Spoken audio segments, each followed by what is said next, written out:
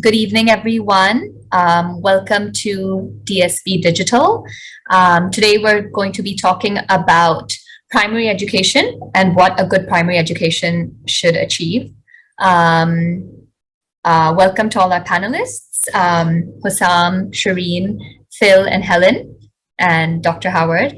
I'm going to start by introducing all the panelists and then go through some housekeeping rules for the conversation.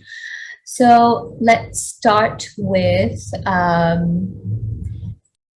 Hussam. Hussam is a grade 5 teacher, and he's the math learning leader for primary school. And he has taught professionally in Egypt and China and India for 8 years. I'm also going to post a longer bio of each of the panelists within the chat once we finish with all their introductions. Shireen has been associated with DSP for almost 20 years, and she's currently the head of primary, where she handles child development issues with sensitivity and compassion. She believes sometimes the smallest things can take up the most room in our hearts. She leads teachers, school principals, and communities to better understand and support educational change. I'll move on to Helen Whitehead now.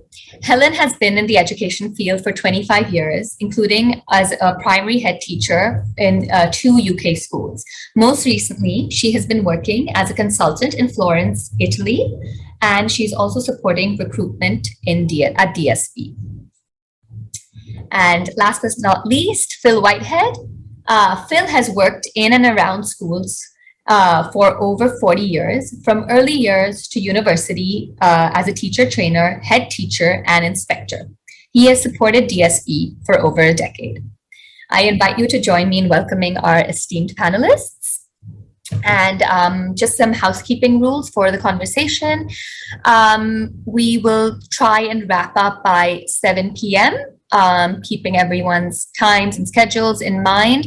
I'm hoping that the discussion can go on for about 45 minutes, and then we can spend the last 10 to 15 minutes taking questions from any of the attendees. If you have questions, then please remember to put them down in the chat, and I will try and figure out. I mean, if you have a question that you'd like to direct to someone particularly, then you can write that person's name down. Otherwise, I'll figure who is, in the Q&A section, I'll try and figure out who the question should be addressed to. So as everyone knows, primary education is the first stage of formal education right after preschool or kindergarten. And I'd like to start with asking each of the panelists to use 10 words or less to describe what a high quality primary education looks like to them. So let's start with Hussam. Hello, everyone. Okay, my 10 words would be engaging, fun, and authentic, in that it's relatable and up to date. Thank you, Hussam. Shireen, can we move on to you? Yeah, thanks, Anushi, and hello, everyone. I want to build on what Hussam said and not repeat. Let's assume that we agree with everybody and talk about coherence, that the curriculum should be building coherence through primary, and that there is an acknowledgement that while, we don't want, that's more than 10 words. So let's just say some rigor, but gentle rigor. Okay, I like that, gentle rigor. Can we move on to you, Helen? Sorry, I think, Helen, you're on mute. I said I've used exactly 10 words, and I was thinking about what would high quality primary education look like for me, and what I would want to see is children and adults learning and progressing in a stimulating environment. And that's what I would like to see for primary education. That's lovely. And Phil, would you like to share your... This is hello everyone, this is one of the few occasions I get to put Helen on mute. It's usually me that's muted. I took this, there's a lot of similarity obviously, but I took it as sort of 10 words, again exactly, from the point of view of a learner, of a student learner, and what they would want from a high quality education. So They're not in any particular order, but to be respectful, meaningful, safe, healthy, challenging, inclusive, engaging, relevant, and self-efficacious. Thank you. That's super. I loved everyone's descriptions, and I think everyone managed to say something that's a little bit different. So let's start with the first question that we're going to dive a little bit deeper into. So Helen, I'd like to address the first question to you. What does a good mathematical and literacy program look like, and what are the objectives that a school should strive for? Okay. So can you hear me okay to start with? Yes, we can hear you. Okay. I've kind of broke it down into maths and literacy as two different things, really. And this is something that I think really has to start right at the very beginning, is that a good mathematical program should promote high standards of mathematical understanding. It should also equip children with the necessary skills in maths. And I also was thinking it's also got to be progressive and scaffold the learning. It should be playful. I thought that was a very good word, that should promote curiosity. It should be collaborative and engaging, and where appropriate, and I think this is really important, that it doesn't always have to be, but where appropriate, cross-curricular. And then I also thought the way whenever I've been a head teacher or leading a subject such as maths, I always try and think about what I would like my own son or daughter to be able to do or be like by the end of their primary school. So by the end of the primary school, I think they should have a strong sense of number and the number system. I also think they should be able to know and instantly recall number facts and multiplication facts. They should be able to efficiently calculate and solve problems and have a rounded general understanding of the elements of maths. And most importantly, they should be able to explain, reason, and apply their skills to meaningful real-life situations. So that's what I think should be the kind of aim of a good quality maths curriculum. For the English curriculum, for literacy and language, again, starting off by promoting high standards in language and literacy, including spoken and written language. The curriculum should foster a love of reading through the use of high quality and diverse texts. The curriculum should help children develop the habit of reading widely and often. And the curriculum should create situations where it starts reading behaviours right at the early years. And this is supported by a consistent and structured phonics programme. It should inspire children to be able to confidently explain and express their ideas and be confident and competent in speaking and listening. And it should provide opportunities right from early years again to mark, make and write accurately. And that includes helping children to learn how to spell and understand the rules of grammar as well in English. And it should support children so they can write for different purposes effectively and coherently. And again, most importantly, it should provide exciting and meaningful cross-curricular moments for extended and creative writing. Thank you, Helen. I asked you a very big question and you managed to fit in a short time frame, and you gave a very detailed explanation. And I think the point that stuck out to me and kind of leads us very nicely into the next question is the word you use, scaffolding. And I think that's very important a very important part of primary education. So I'd like to direct the next question to Shireen. Shireen, in primary teaching, it's addressed at a very incremental level. And secondary teaching can be very content heavy. And children don't often receive as much personal attention.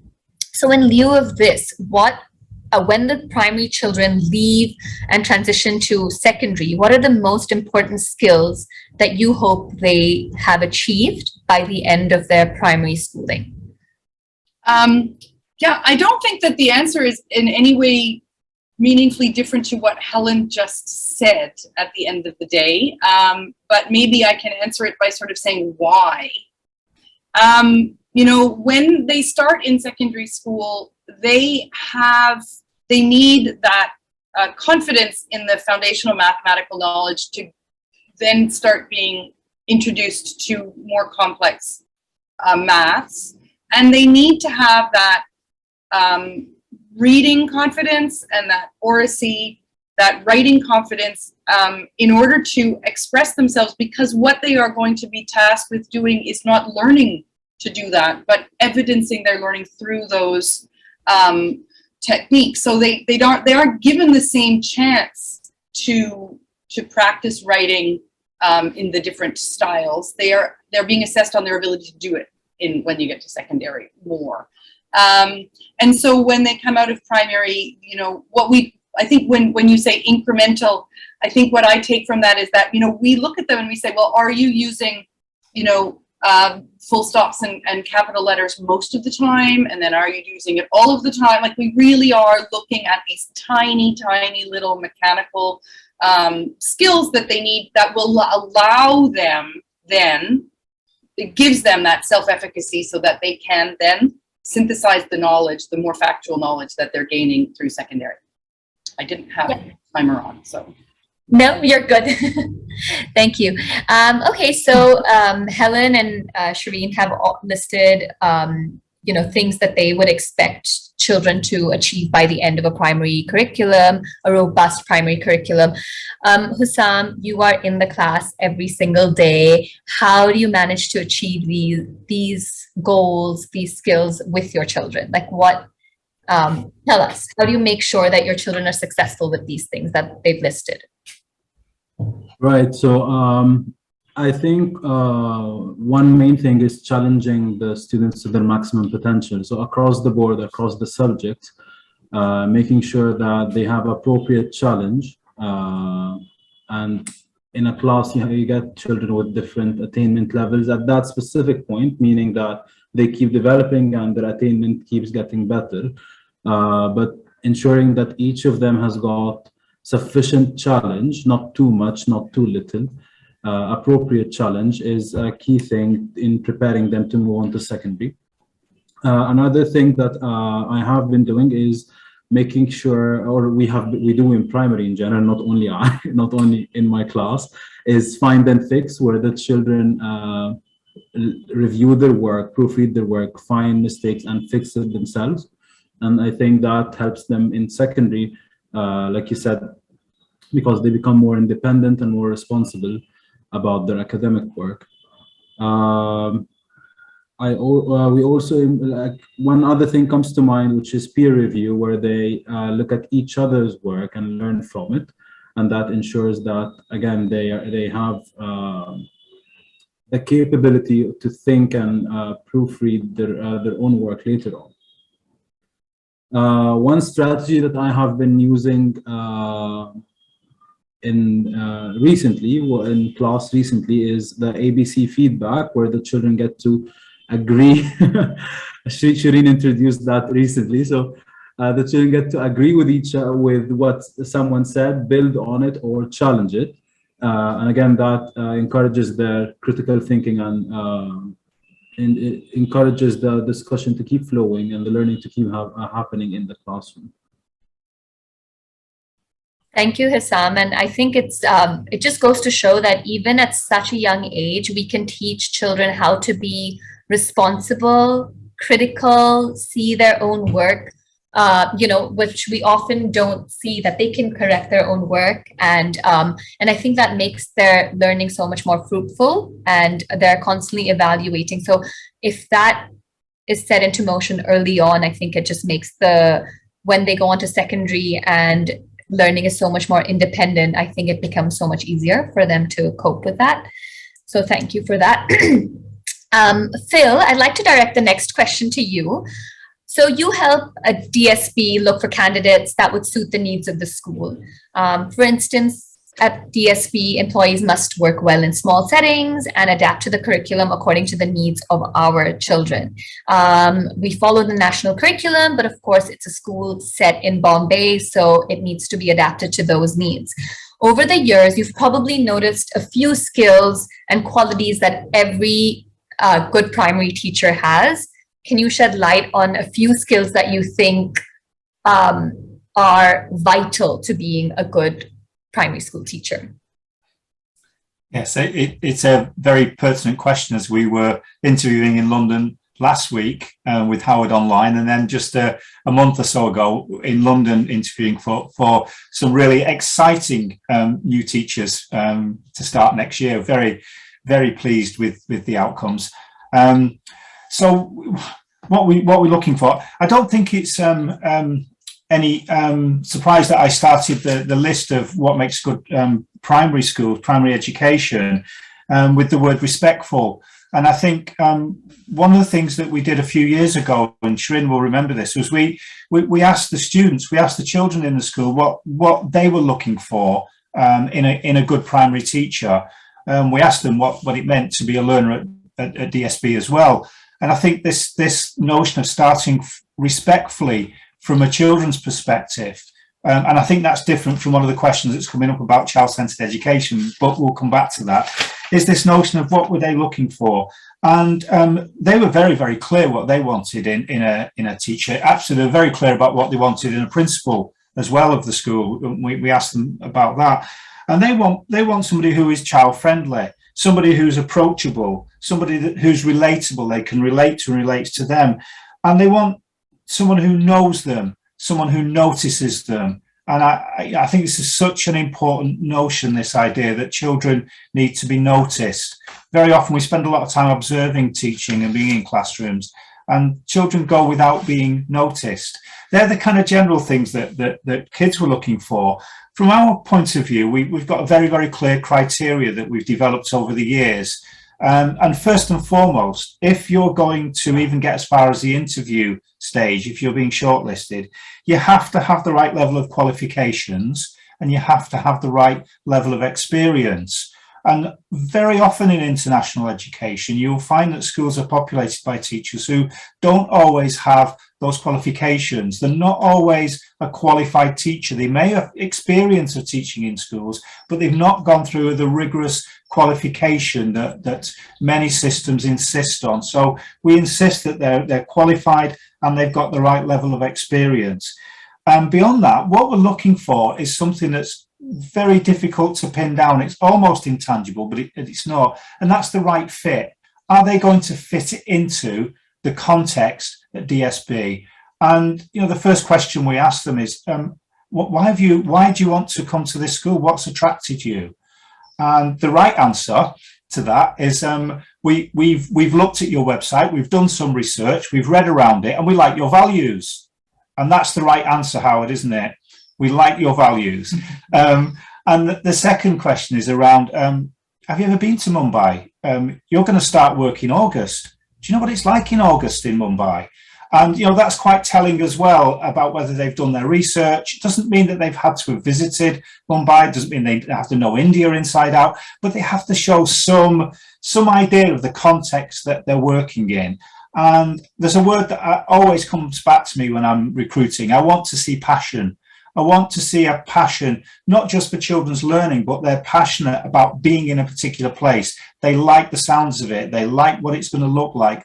They're passionate about learning and the context for learning that DSB is offering. Yes, it's a small school. Yes, it's in a big city. Yes, it's international. It comes with all kinds of challenges, but they're excited about that. And I need to feel that excitement that's coming through. Beyond that, I think we've made it very clear in our criteria what we're looking for as well.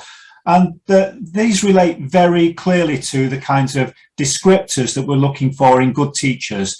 And I did quite a lot of research around this in the last few years, particularly looking at teacher appraisal and what the descriptors of good teaching are. And they're very common whether you look in the United States, in the UK, in Australia, in most of the English-speaking world, you will find that these descriptors of high-quality teachers are fairly common. And they always kind of start with the notion of know your students and how they learn. And that comes back to this noticing kids and what the students said. We want you to know us. It's the first criteria, know your students and how they learn. And then, of course, know the content, know the subjects you teach, and be willing to improve your knowledge and your ability to teach those subjects. Be able to create a safe learning environment, really, really important to understand what it means to be safe in a school, to understand about child protection and safeguarding, a really important element. I've already mentioned being passionate about children's learning, but also I think something Helen related to, and again, we've been very keen on this over the years, and that's to understand and to have high standards and expectations. And we can create lovely learning environments, have lovely fluffy things that we want children to do. But at the end of the day, they've got to learn, and they've got to learn certain things. And that's important. And the literacy and the numeracy, they have to meet standards. Standards are important, whether school sets those standards or you use them from an external source, like an exam board or a curriculum that you're using. They need to understand high standards and how to meet them. And they need to understand how to meet the needs of all learners. So it has to be inclusive, another word that I use. That's what we're looking for. It's quite simple, really. Yeah, I mean, I think when you boil it down, it seems quite simple, but I think you've given us a quite a broad overview of what children are looking for, what the research shows, and what you are looking for professionally. But I think I would say it looks like passion, being able to talk to a child and relate to them, and also being able to challenge them at the right level. This kind of takes us nicely into the next question, which I'd like to direct to Dr. Howard, and then maybe Shireen can add on if she'd like to say something as well. So personal, social, emotional development is at the heart of what is at the heart of your philosophy, Dr. Howard, and it's what you try to promote every day at the school. Why do you believe that this must be a priority, and why must it be a priority starting at primary school or even younger than that? I think it's very much what Phil was saying and what Hussam had said as well. Looking at it slightly from a different angle, we know that the more of our needs that are met, the more effective we are as a learner. If we are sat in a classroom and we're frightened of other children or we're frightened of the teacher, we are less likely to learn. If we have a low opinion of ourselves as a learner, we are less likely to learn. We are more likely to be fragile when presented with that difficult long division sum that we just go, I can't do that. So personal social development is about finding good self-image, about finding our voice, and this will only happen if we are providing an environment where, as several people have already said, each child feels seen, each child feels valued. And I think we all know, I think every one of us can relate to our own educational experience where we saw many children who didn't experience that from their teachers. And I think that all of us in this panel are passionate about the fact that our school and any school that we have anything to do with makes sure that every child feels seen. As they grow up, they develop a strong sense of their own value and their own worth. And through that, they will be able to challenge themselves to do their very best. And our very best in different areas is always different, but we consistently reinforce that by recognizing students' very best and students' ability to improve on themselves. And so I think that really is at the heart of why this school and any good school you go to really identifies children's social and emotional well-being as being something which is vital, and furthermore, something which should be intrinsic to everything that happens in the school and not the purview of a counsellor or a wellness coordinator. It is what daily I would see Hussam doing in his classroom, what Shireen does as the head of primary, and what I do as the head of the school, and all of us do as we work with our children. Okay, I hope I've answered the question. Thank you, Howard. You've answered the question. And Shireen, is there anything you'd like to add to that? Yeah, I think I'd like to follow up with what Howard said about particularly what the classroom teacher does throughout their time. You know, they are the primary pastoral caregivers for the children in a primary. They set those goals in terms of giving the students that sense of the safe space. Yeah. But they're also tasked with delivering, learning around each child's place in the world in a way that doesn't often fit when you're looking at history or geography. So, you know, it's about who they are, their understanding of themselves as they develop physically, as they become more self-aware of the way they interact with others. It's about understanding relationships, how to be good at a relationship, how to recognize when somebody's not being a good friend to you. It's about understanding your place in the wider world in terms, citizenship, global rights, children's rights. It is about, but that can be explicitly taught, but it can also just be part of how the classroom runs. At student council, for example, you've been elected. You represent your class. What have you done to canvass their opinions?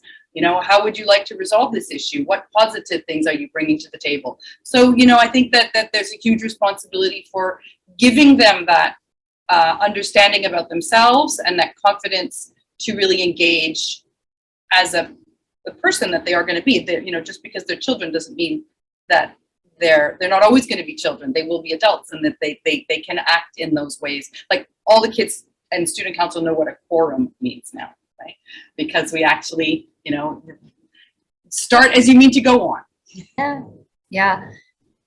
And I think if we build that sense of self and self-esteem from the get-go, then I think learning just becomes so much more beautiful. They can take in and absorb so much more because they're not worried about the other things. I'd like to move on to Hussam, but before I do, I just thought I'd take a quick pause and just say, if anyone has any questions, please put them into the Q&A section. We've already got a couple questions, but please feel free to add them in over there. Hussam, you're constantly challenging your children in the classroom and striving for them to position themselves in the world. Many people would say that 9-year-olds are too young for things like this. Can you give an example of how you've achieved this in the classroom and how you've done it successfully?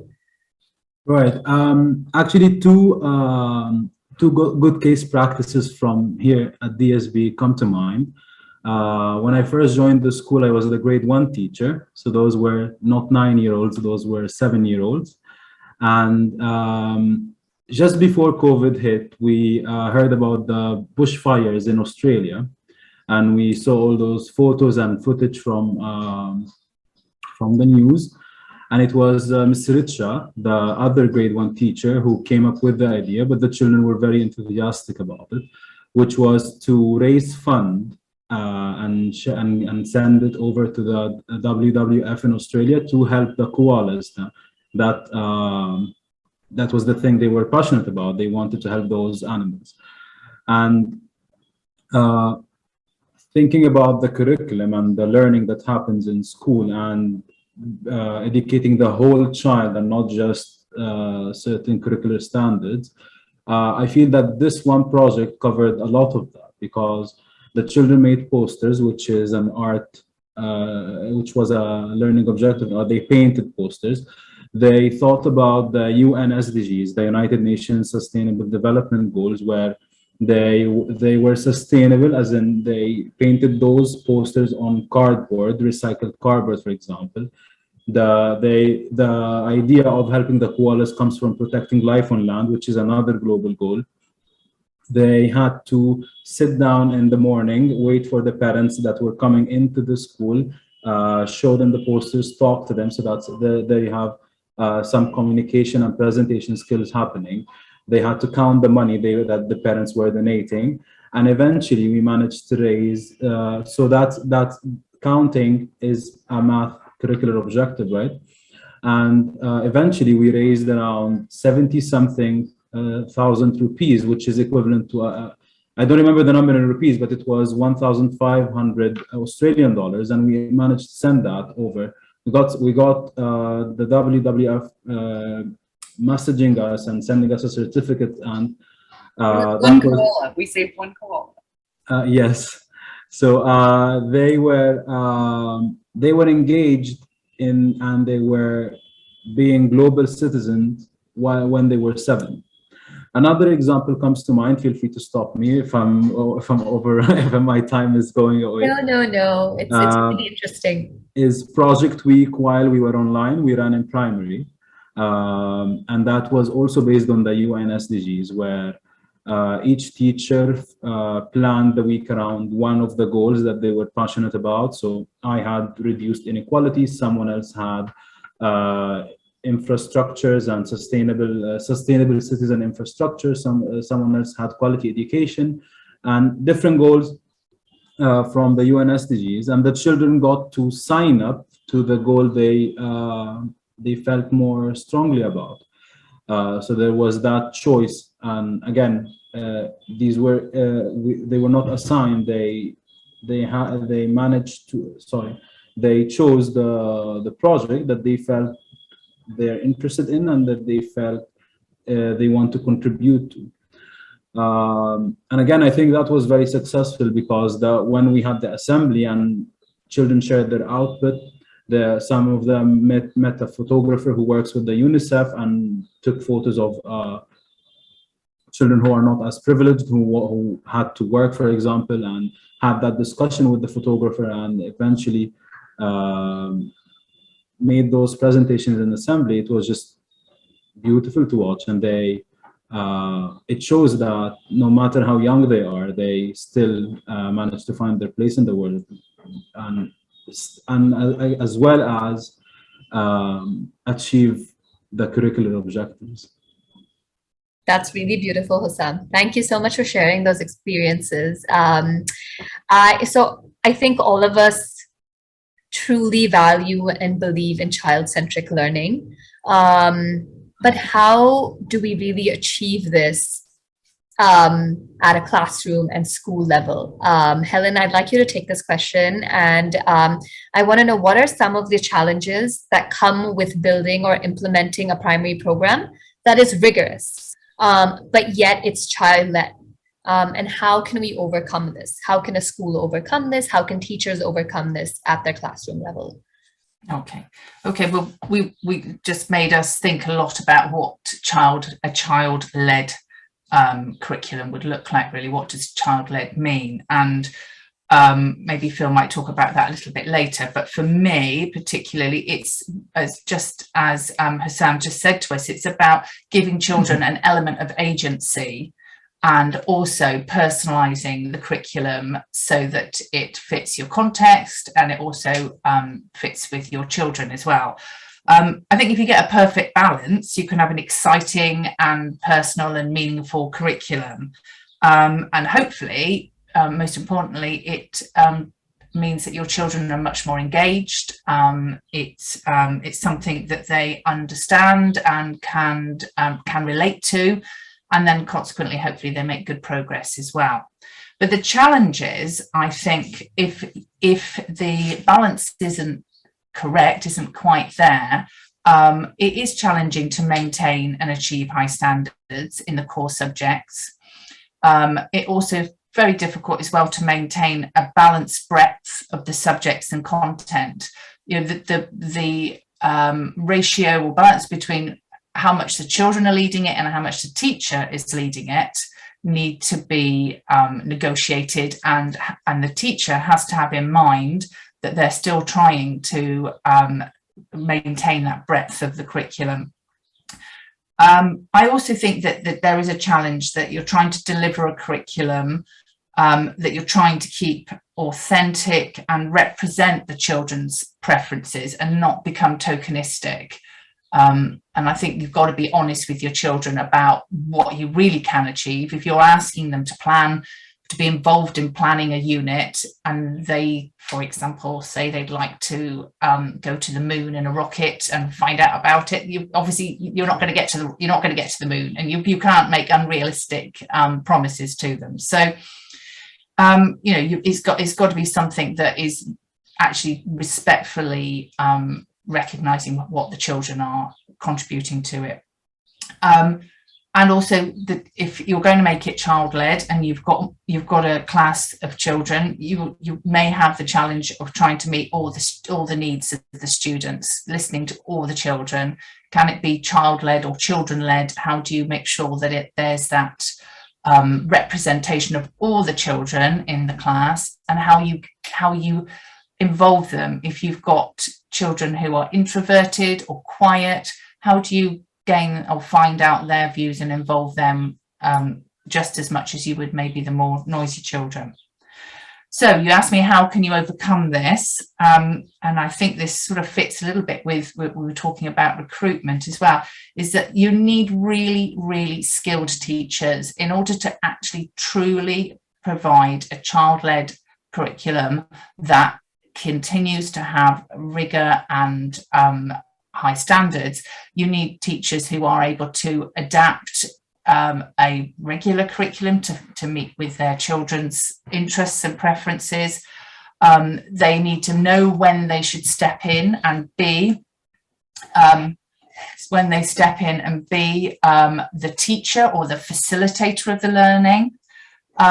And that obviously comes down to, as we have found when we've been looking at recruitment, that's really important. But that also comes along with the current staff having effective and regular training that keeps their skills up to date. And also their training is personalised as well, because it needs to be responding to what the teachers need at that time in order to be able to provide this sort of exciting and rigorous curriculum.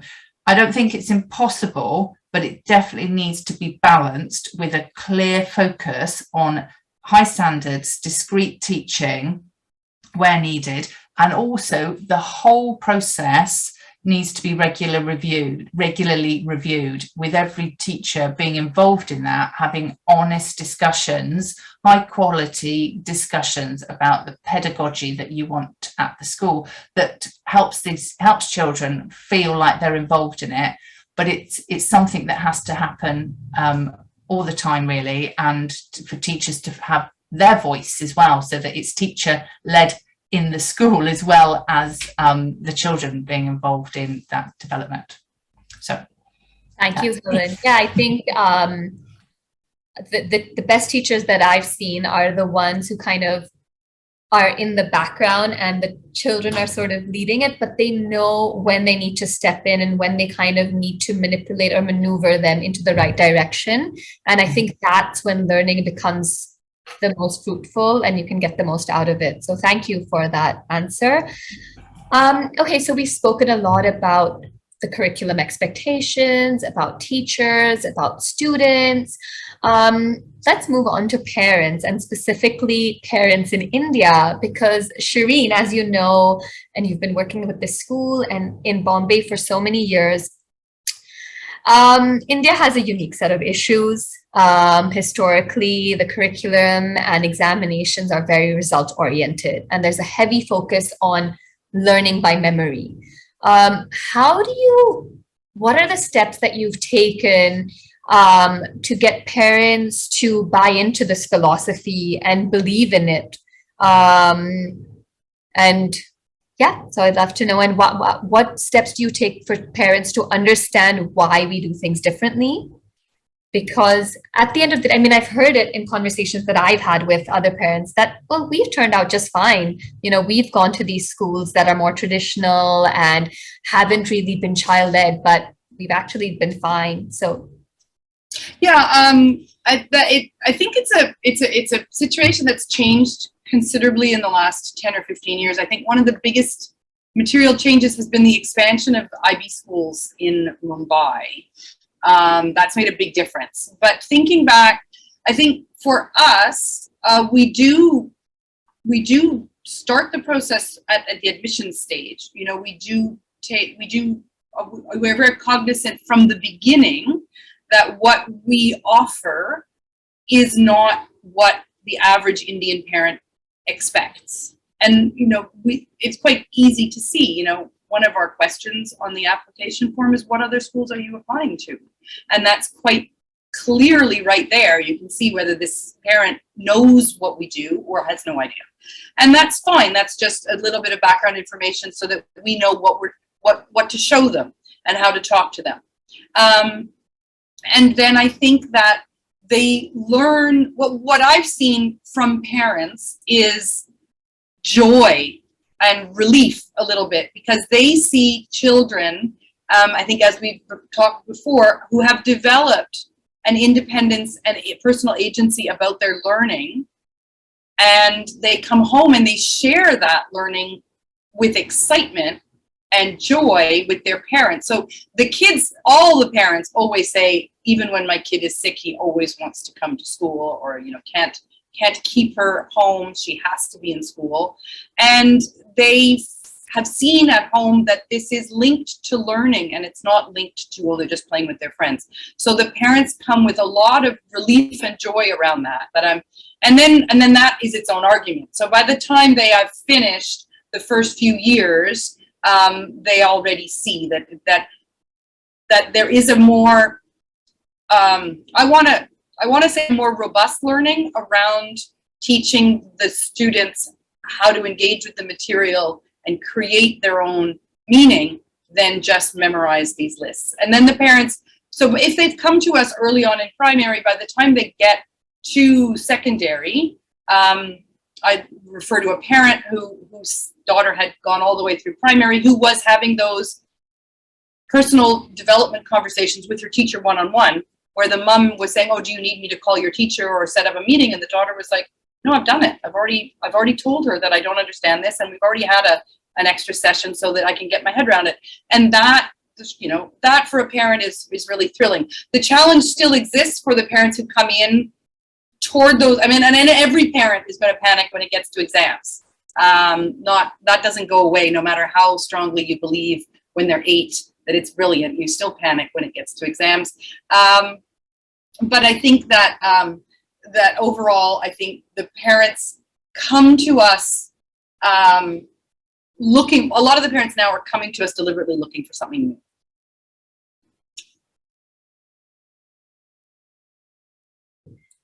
Thank you, Shireen, for that. And I thought if Dr. Howard would mind just adding on, do you find that the local teachers who have previously been at other schools are adaptable? Maybe schools that don't have this child-centric approach, do you think they're adaptable and are quick at learning? Yeah, it's a good question. I think you can take the word local out of there. There are teaching attracts certain personality types, some of whom very much like to do it the way they've always done it, and others who are constantly wanting to learn.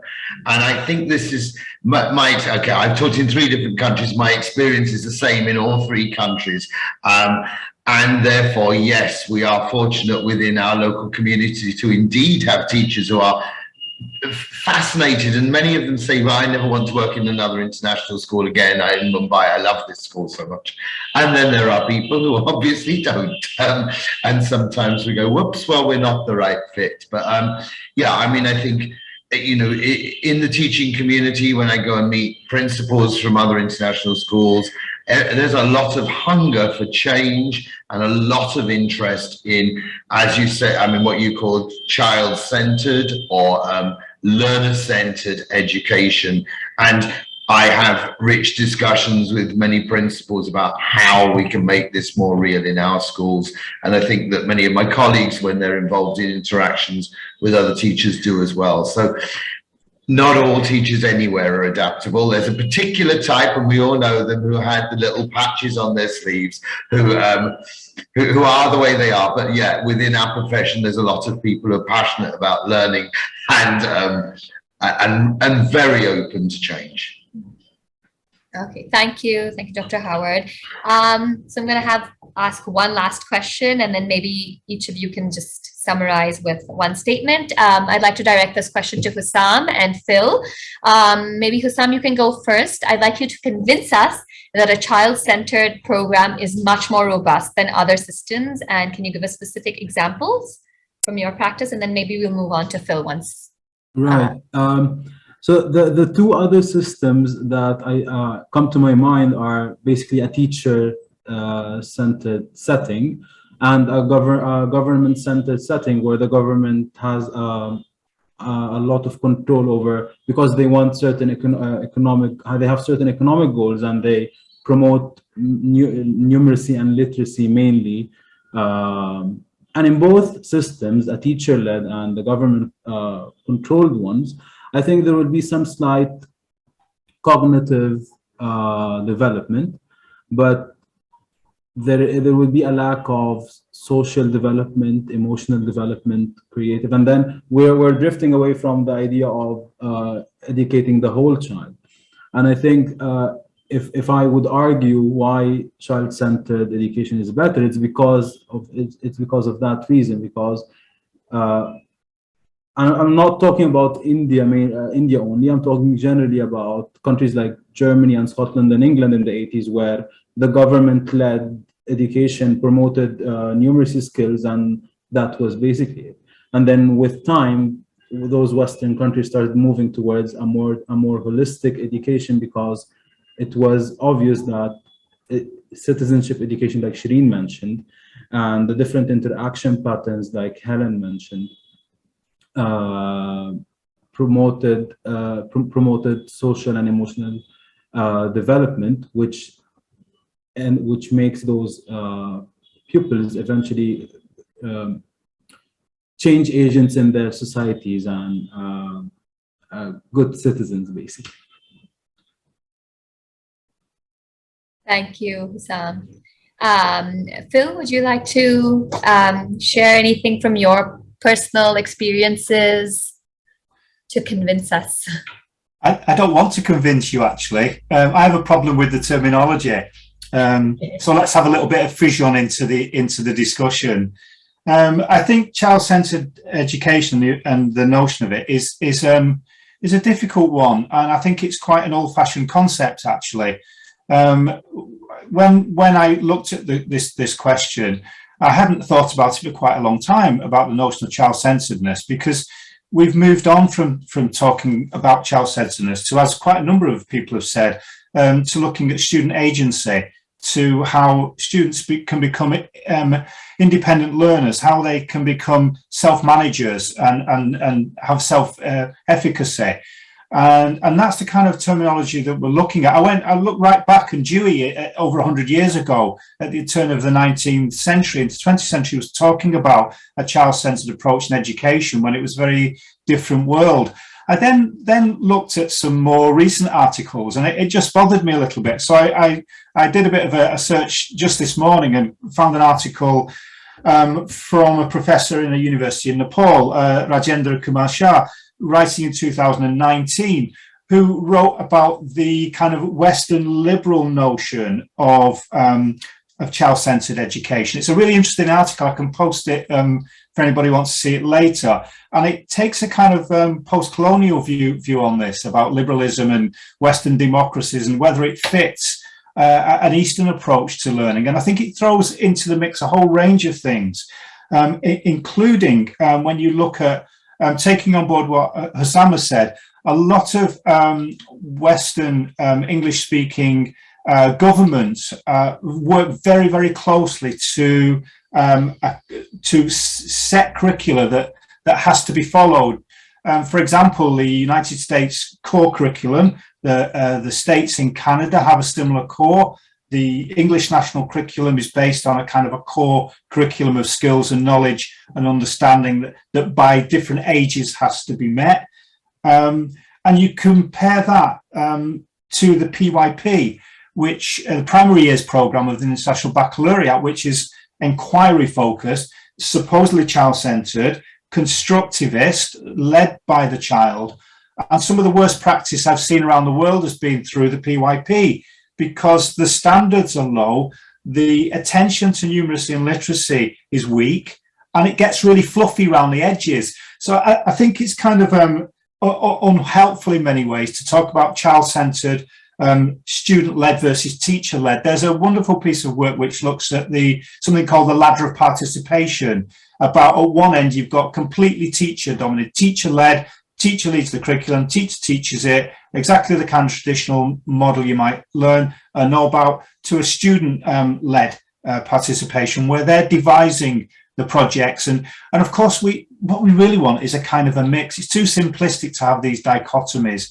The best teachers, as you said, sometimes in the background, but very often in the front of the class as well. And we had to remind ourselves in the UK 20 years ago that it was actually okay to stand at the front of the classroom, because some things need to be taught and they need to be reinforced and taught again and again and again. And sometimes that's in some of the subjects that we know we want to be exploratory and inquiry focused. Kids need to have a knowledge base, as well as developing the skills to put that knowledge together to understanding. So I think we have to be really careful when we use these terms. We were chatting the other day and I mentioned Stephen Covey and the 7 habits of effective people. And one of them is to start with the end in mind. So what is the end in mind? And when we looked at this a year or two back in Italy at the school I've been working with, the International School of Florence, we looked at one of our strategic goals is to promote meaningful learning and student agency. So an end in mind is to promote meaningful learning. We have to promote it. We have to promote it. But we're aiming towards student agency, for the students to take over that learning, to take it on, to construct and co-construct. So I think we have to be really mindful that sometimes we have to be that teacher at the front. Other times we need to be invisible in the background while they're getting on with it. And as you said quite rightly, it's knowing when to intervene, because where the kids are at now and where we want them to be, and we do have an idea of where we want them to be, is a gap. And how do we close that gap? Well, we have to work together to close that gap. And it's the teachers who have the skills and the knowledge very often to help to close that gap.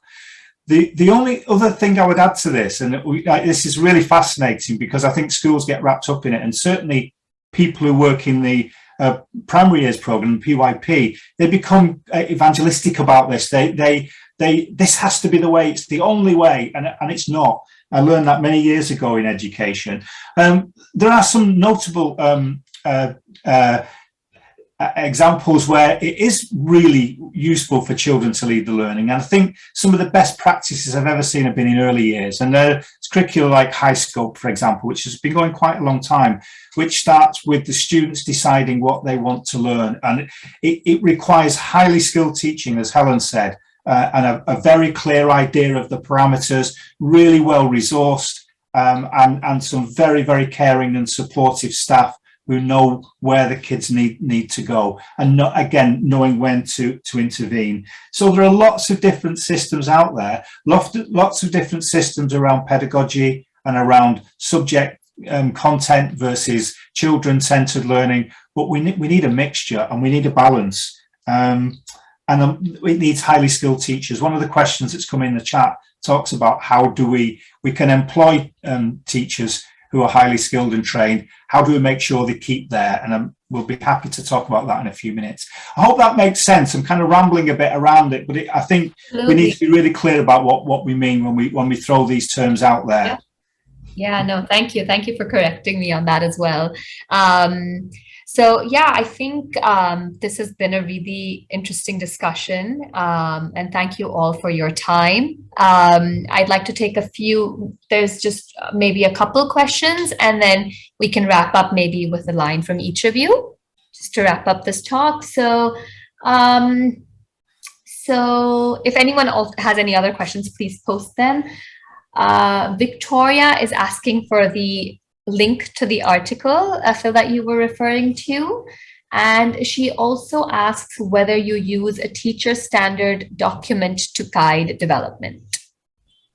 I do. In the school I've just been working in, we introduced one. And Howard can best answer where you're going at DSB for that one. Yeah, I think that that is the way forward. Actually, it's one of the things that I've been working with Phil on. And yes, we will be looking at teacher standards as a way of self-assessing so that you actually have a rubric that you can look at, reflect on, see how that affects your, how you would rate yourself on it, and then work with a peer to move forward.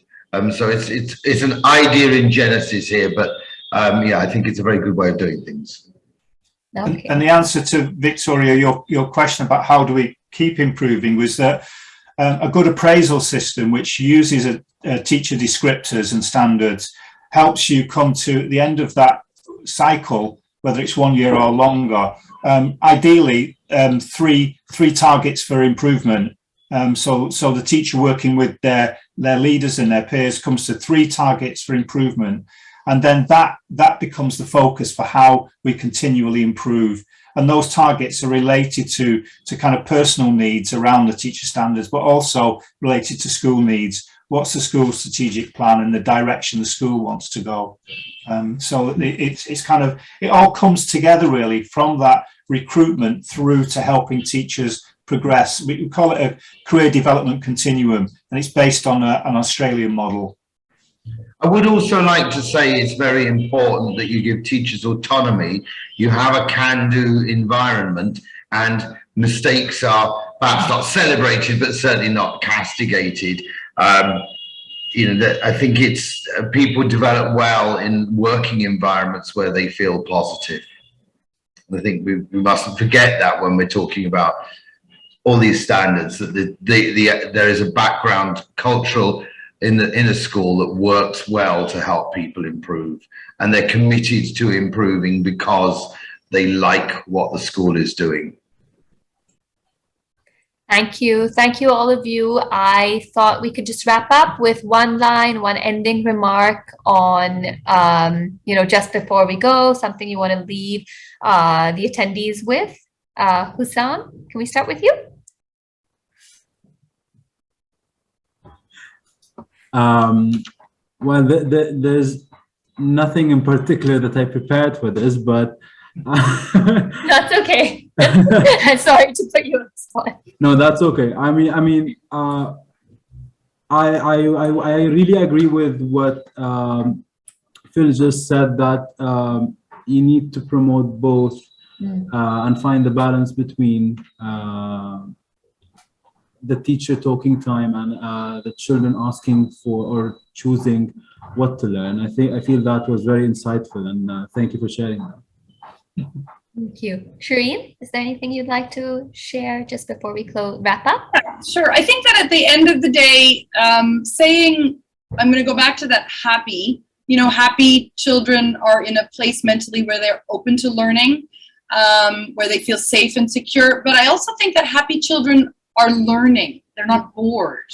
They are being challenged, and they're not being challenged too much. And they feel that their time is being meaningfully spent. So I think that that's a really nice way of saying that, their needs are being met, and that things are working. Phil and Helen, is there anything you'd like to say? Second first. Yeah. I suppose just going back to what the original question was around what's an effective good primary curriculum.